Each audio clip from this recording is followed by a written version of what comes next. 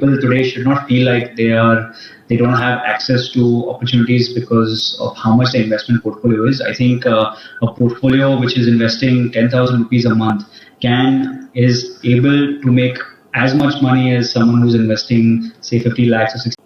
Yeah, so there are various options that investors can use to diversify their investments today, and there'll be a lot more coming in. So I think this whole democratization of finance is great for the common person, because honestly 20-25 years ago, wealth management was a very ultra HNI term.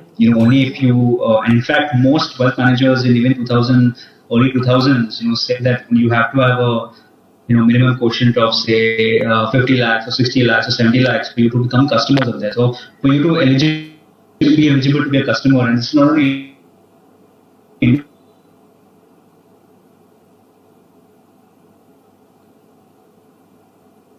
now avail the same in over his lifetime, which I think is great for everyone. And I think people today should not feel like they don't have access to opportunities because of how much the investment portfolio is. I think a portfolio which is investing 10,000 rupees a month is able to make as much money as someone who's investing say 50 lakhs or 60 lakhs or 70 lakhs. So I think that is a big, I would say, it's not a barrier anymore. And now you have a lot more options that you would have. So before you only had say equity, and you have debt funds, which have only gone up in the last 10 years. But now you have international funds. So you can buy some of the world's best stocks. You can have access to Apple, Google, Netflix, all these companies through international funds. You can buy a gold fund or a gold ETF at 15-20 rupees.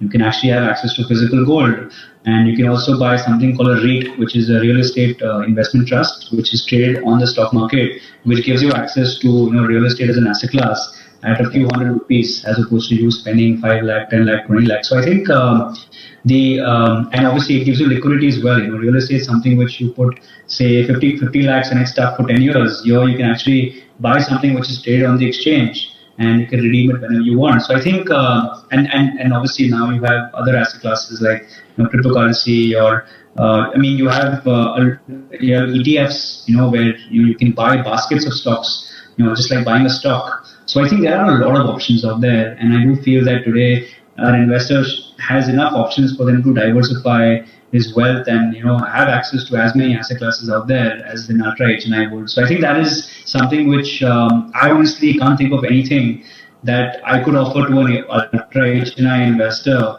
or as say someone who owns someone who runs an asset management company, that I cannot offer to someone who wants to put in 500 rupees. So 500 rupees in one of my funds, you can buy 500 securities, 500 stocks, which I think is a great value proposition.